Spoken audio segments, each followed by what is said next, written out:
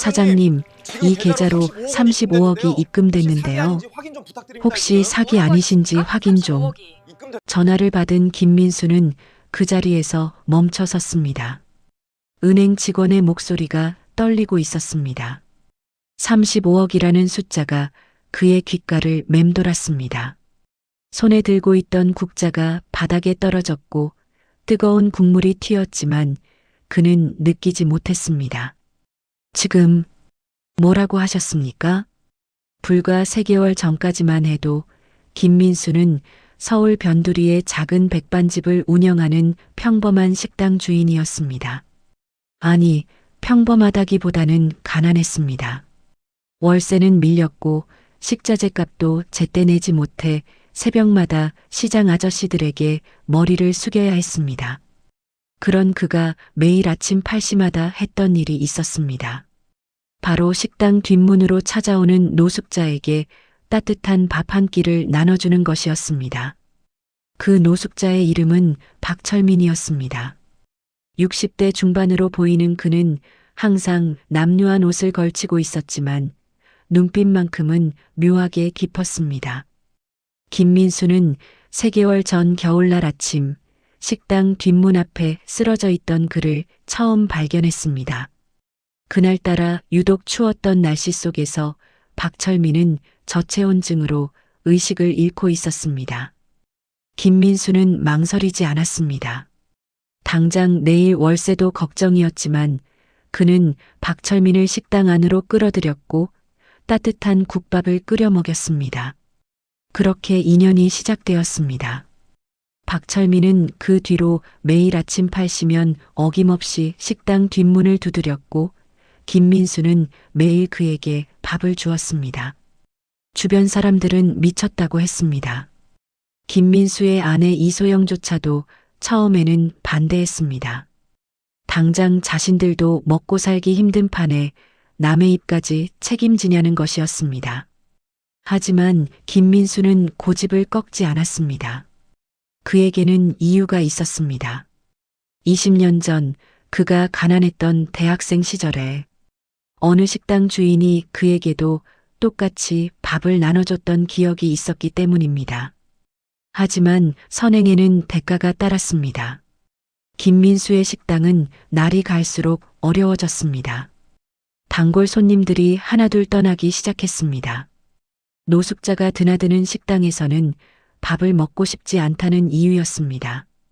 게다가 건물주는 밀린 월세를 독촉하며 다음 달까지 돈을 내지 못하면 쫓아내겠다고 협박했습니다. 당신 때문에 우리 가족이 길거리에 나앉게 생겼어요. 아내 이소영의 목소리는 날카로웠습니다. 그녀는 매일 밤 통장을 들여다보며 한숨을 쉬었고 초등학생 딸 수진이의 학원비마저 끊어야 하는 상황이었습니다. 그럼에도 김민수는 박철민에게 밥을 주는 것을 멈추지 않았습니다. 아니, 멈출 수가 없었습니다.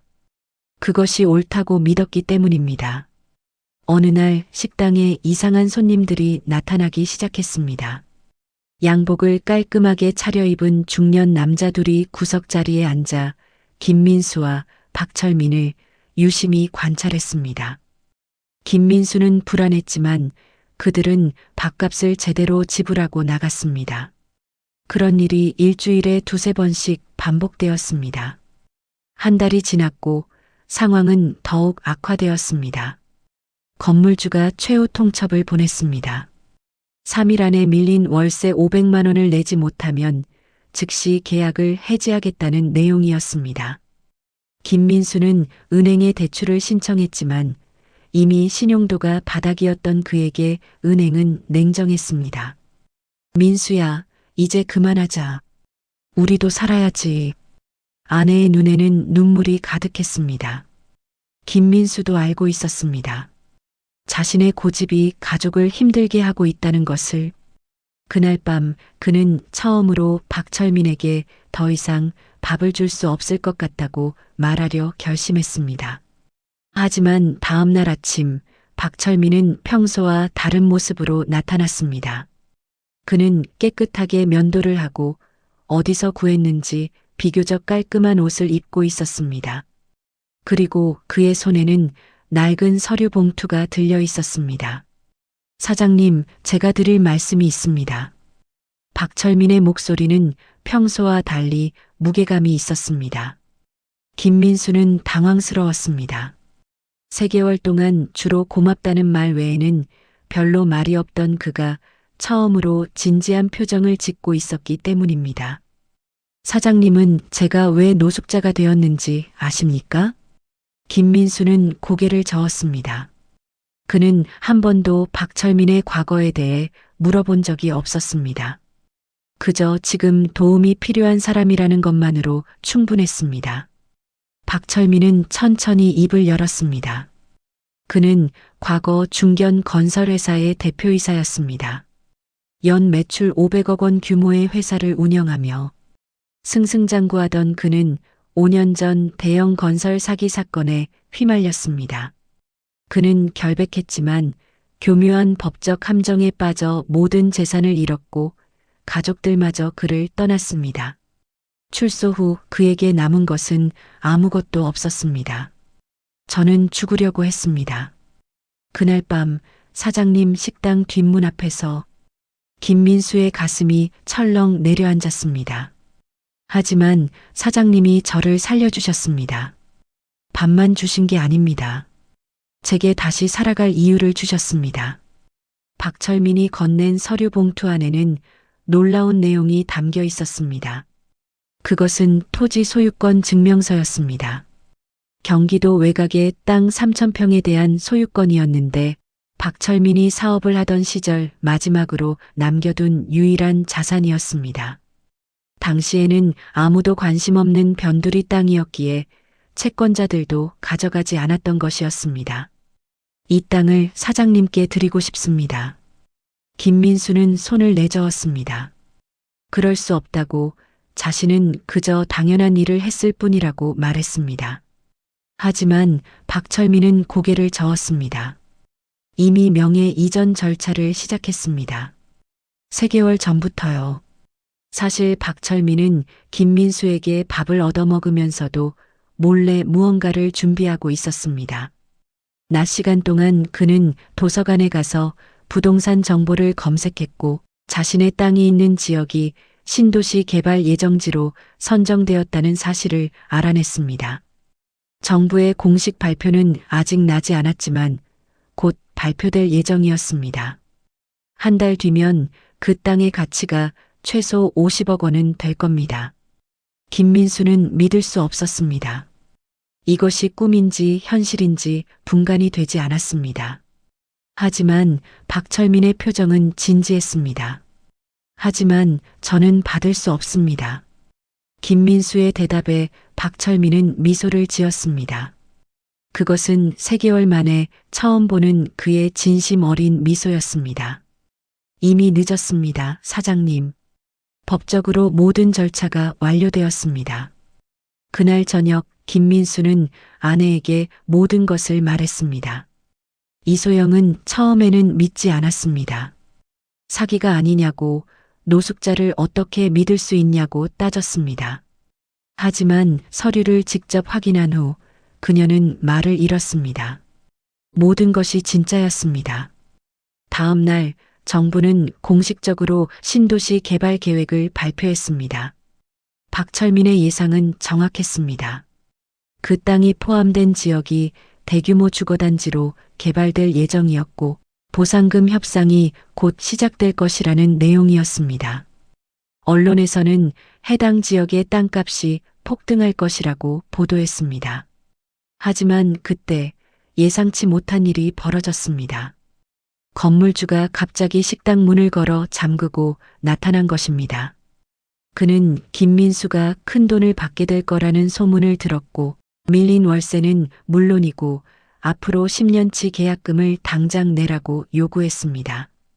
법적으로 말도 안 되는 요구였지만 건물주는 깡패들을 동원해 김민수를 협박했습니다. 땅을 팔기 전까지는 한 발짝도 나갈 수 없을 줄 알아. 김민수는 갇혔습니다. 식당 안에서 건물주가 고용한 사람들이 24시간 감시했습니다. 아내와 딸도 불안에 떨어야 했습니다. 경찰에 신고했지만 건물주는 교묘하게 법망을 피해갔습니다. 그는 김민수의 빈 문서를 위조하여 마치 김민수가 자신에게 엄청난 돈을 빌린 것처럼 꾸몄습니다. 이제 어떻게 해야 하지? 김민수는 절망했습니다. 눈앞에 거대한 행운이 펼쳐졌지만 그것을 잡을 수 없었습니다. 오히려 그 행운 때문에 더 큰 위험에 빠진 상황이었습니다. 그때 박철민이 다시 나타났습니다. 이번에는 그 혼자가 아니었습니다. 그의 뒤에는 정장을 입은 여러 사람들이 서 있었습니다.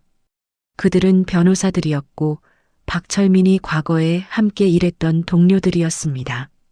사장님을 이런 식으로 두고 볼 수는 없습니다. 박철민과 변호사들은 건물주의 불법 행위를 하나하나 증거로 확보했습니다.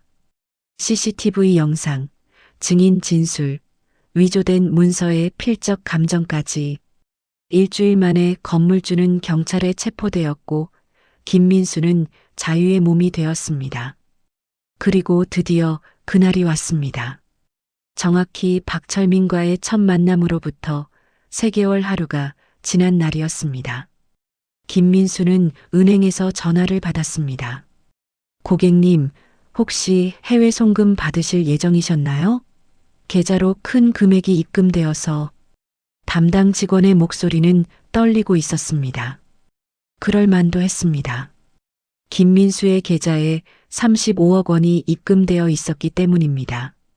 단순히 토지 보상금이 아니었습니다. 박철민이 그 땅을 개발업체에 먼저 매각한 것이었고 시세보다 훨씬 높은 가격에 팔았습니다. 제가 과거에 건설 분야에서 일했던 것을 기억하시죠? 제 인맥을 모두 동원했습니다. 박철민은 말했습니다.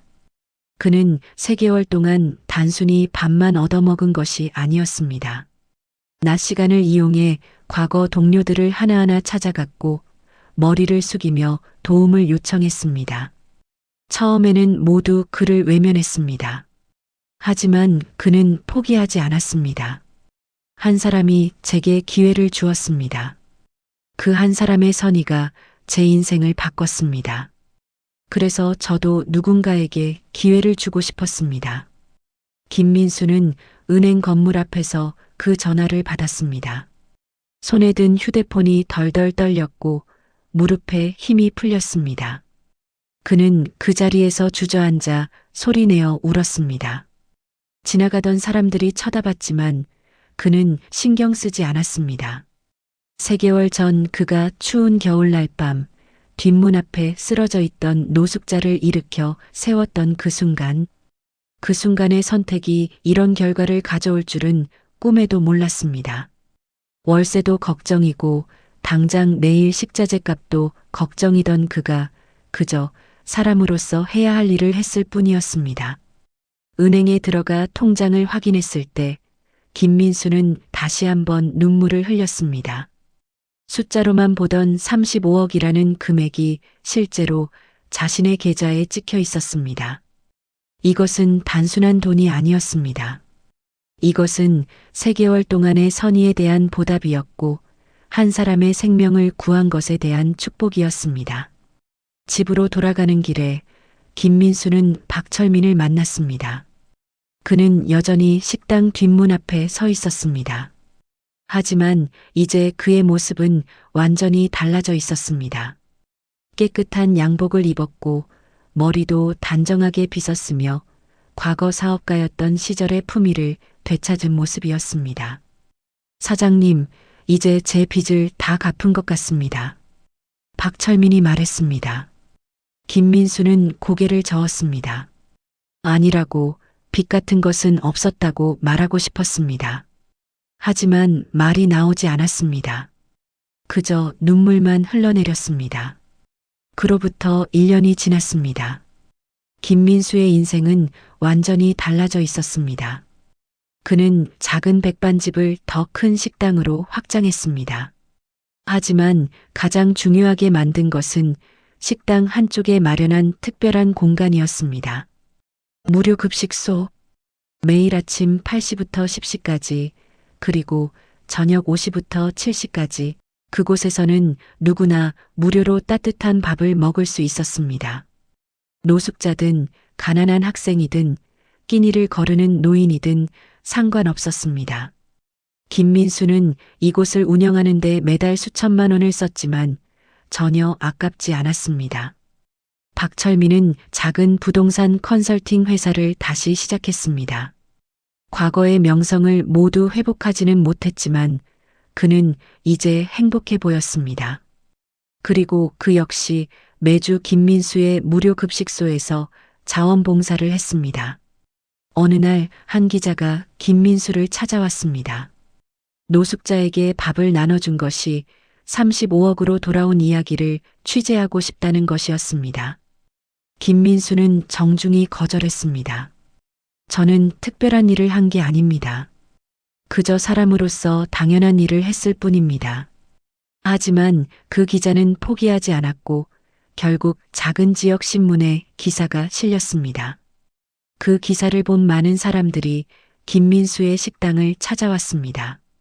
어떤 이들은 무료 급식소에 기부금을 내기도 했고 어떤 이들은 자원봉사를 신청했습니다. 가장 놀라운 일은 따로 있었습니다. 전국 각지에서 비슷한 무료 급식소가 생겨나기 시작한 것입니다. 김민수의 이야기에 감동받은 다른 식당 주인들이 자발적으로 시작한 일이었습니다.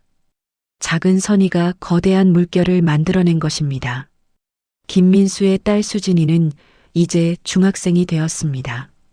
그녀는 학교에서 내 아버지는 영웅이라는 제목의 글쓰기 대회에서 1등을 했습니다. 그 글에서 수진이는 이렇게 썼습니다.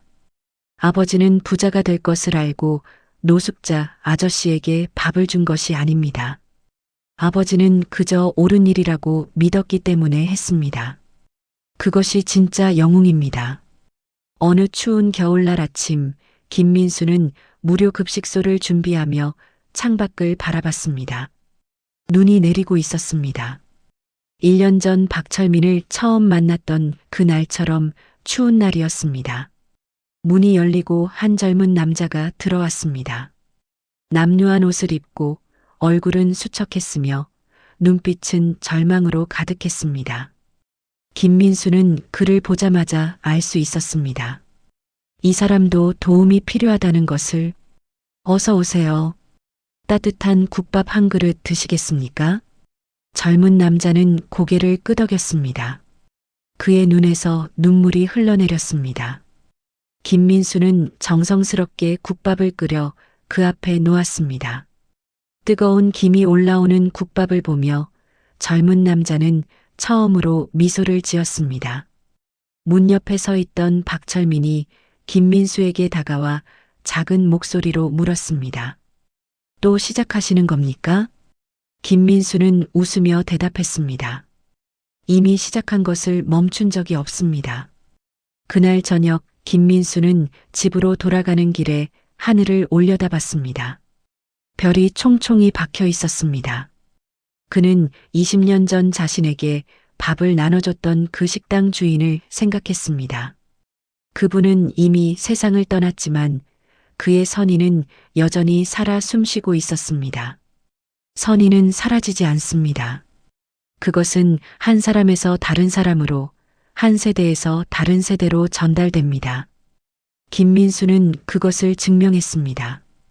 그리고 그의 이야기는 지금도 계속되고 있습니다.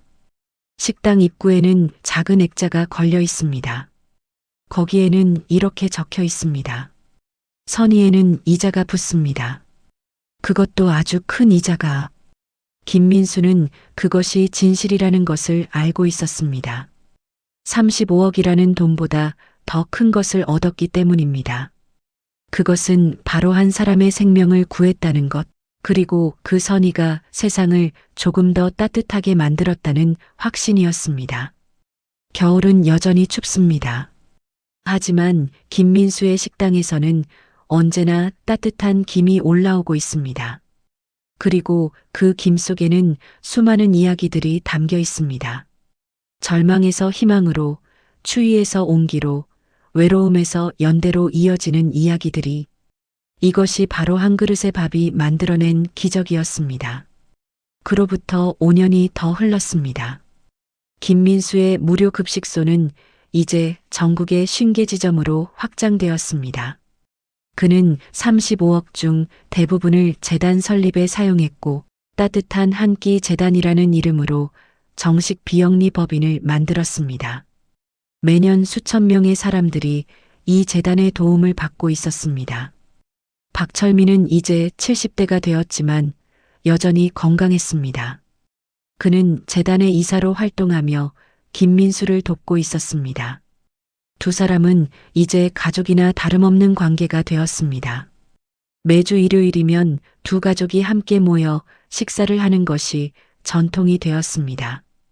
가장 놀라운 변화는 5년 전 그 추운 겨울날 무료 급식소에 찾아왔던 젊은 남자에게서 일어났습니다. 그의 이름은 정우진이었습니다. 그는 스타트업 실패로 모든 것을 잃고 거리로 내몰렸던 청년이었습니다.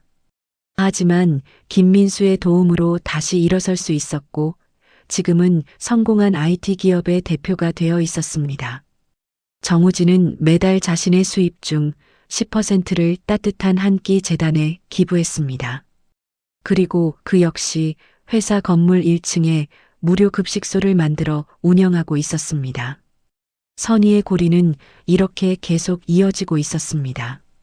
어느 봄날 오후 김민수는 딸 수진이와 함께 원래 식당이 있던 자리를 찾았습니다. 이제 그곳은 새로운 건물이 들어서 있었지만 여전히 식당은 그 자리를 지키고 있었습니다. 이제는 더 크고 깨끗해진 모습이었지만 뒷문은 여전히 그대로였습니다. 아빠, 그때 박철민 할아버지를 도와주지 않았다면 어떻게 됐을까요? 수진이가 물었습니다.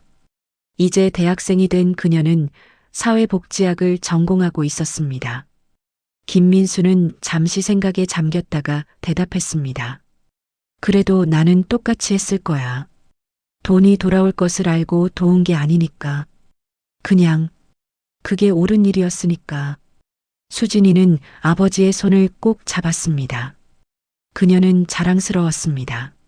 세상에서 가장 부자인 아버지를 둔 것이 아니라 세상에서 가장 따뜻한 마음을 가진 아버지를 둔 것이.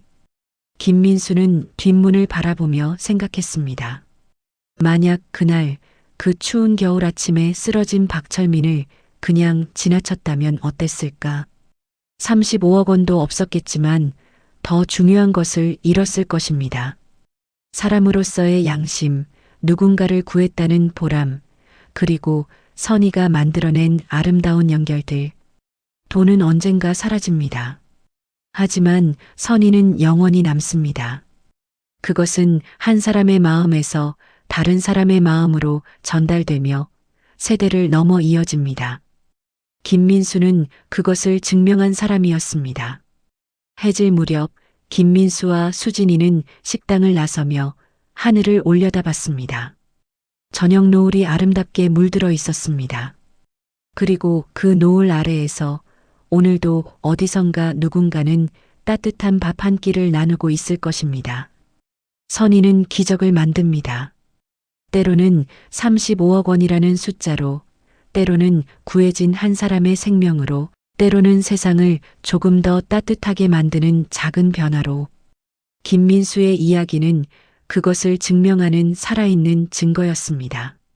그리고 이 이야기는 여전히 계속되고 있습니다. 당신의 작은 선의에서도 지금 이 순간에도. 여러분, 이 이야기가 마음에 와닿으셨다면 좋아요 버튼으로 여러분의 따뜻한 마음을 표현해 주세요. 작은 선의가 얼마나 큰 변화를 만들 수 있는지 이 영상을 통해 더 많은 분들과 나누고 싶습니다. 구독과 알림 설정을 해두시면 앞으로도 여러분의 마음을 울리는 감동적인 이야기들을 계속 만나보실 수 있습니다.